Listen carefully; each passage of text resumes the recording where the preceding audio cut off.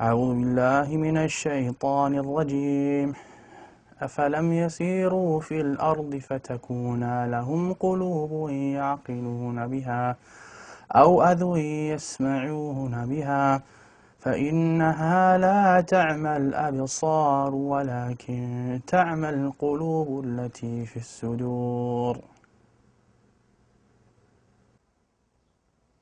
Someone told me, a kid or a teacher, they said, you know, you can't do that, you're blind. And I didn't know what blind was. So when I went home, I asked my mom, so what's blind? And she said, you're not blind, you just can't see. When I took my shahada and I was hearing the Quran, I heard that ayah. And I'm like, that kind of solidified it as haqq for me, right? Because Allah said that literally. He said, you know, it's not your eyes that can't see, but it's the hearts that are what actually grow blind, right? So that's what I kind of meant when I said blind. To be blind is to be kind of disabled. And I didn't mean it from the eye sense, I meant it from the heart sense. Right? That's actually what the ayah means. It's like summun bukmun umyun fahum la ya'qilun. Those people, they are deaf, dumb, and blind, and they don't have any intelligence, right? Doesn't mean that they can't hear and can't see literally, but their hearts are sealed. So they don't hear or see because of the seal that's on their hearts. Those are the people that fail to understand what Islam is. Some of them are Muslims claiming to be, and some of them are not. But just because you say something doesn't necessarily mean you live up to it. You can be just as blind as anybody else. The king has a friend. This friend was blind, completely blind. Came to this ghulam, Jazakallah khair, he said, I'll give you all my wealth, all of it, if you heal my eyes. And the ghulam, he said, that I am not the one who heals, Allah is the one who heals, but I'll make dua for you. But you have to believe in Allah. So of course, Allah healed that friend of the king's eyes and he became Muslim.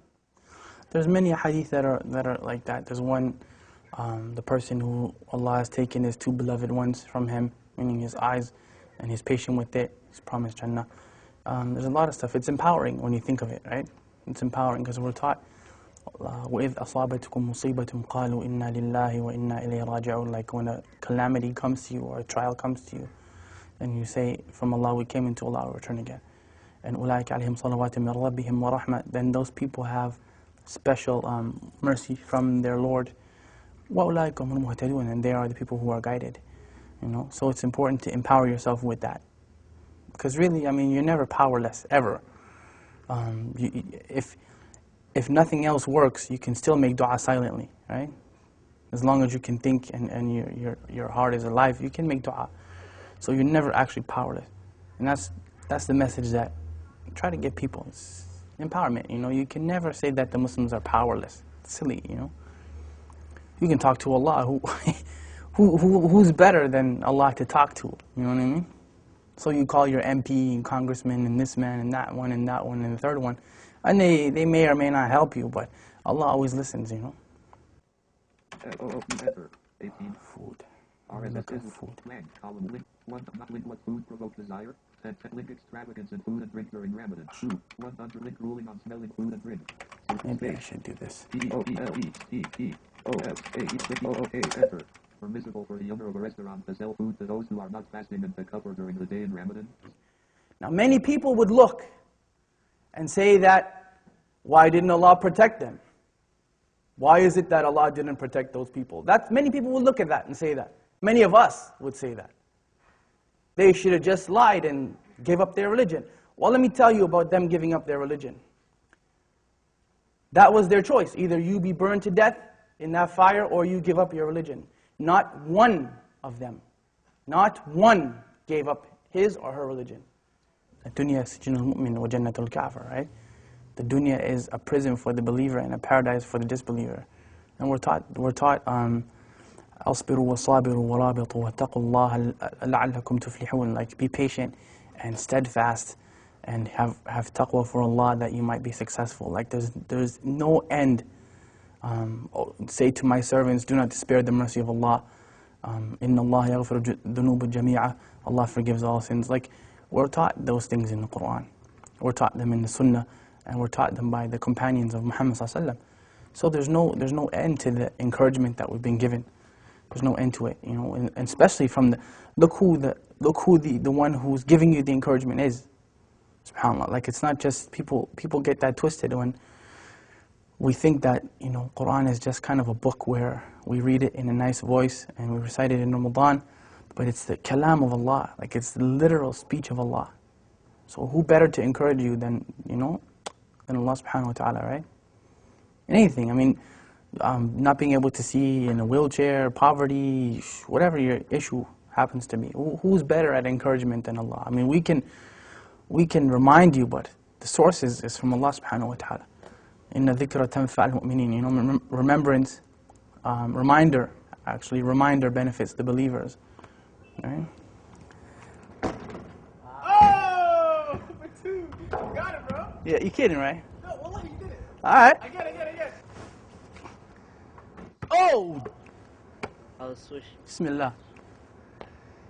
Buna, you got that one, right? I got it. That was a good one. That was the best. We can go home now and pack that one up. That was a good one. إِنَّ الَّذِينَ آمَنُوا وَعَمِلُوا الصَّالِحَاتِ. Those who believe and do righteousness.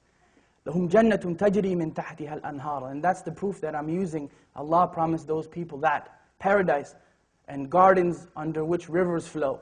And this is the important part of the ayah when we say, ذَلِكَ الْفَوْزُ الْكَبِيرُ. That is the tremendous victory. There's no victory besides that victory. How it looks doesn't matter. Who cares that people may see them as being defeated? They weren't defeated. It only looks that way. They were not defeated. I'm sorry. No one in Jannah is defeated. Nobody. Absolutely nobody. They made it into the paradise of Allah subhanahu wa ta'ala, and they had to go through fire to get there. And that is the second thing you want to take from them. They had to walk through fire. Their children had to go through fire. They had to go through it. Their wives and their husbands and mothers and fathers all had to go through it. You don't have to go through fire. You don't have to do that. What do you have to do? Two things. Two things. أطيعوا الله وأطيعوا الرسول. Obey Allah and obey His Messenger.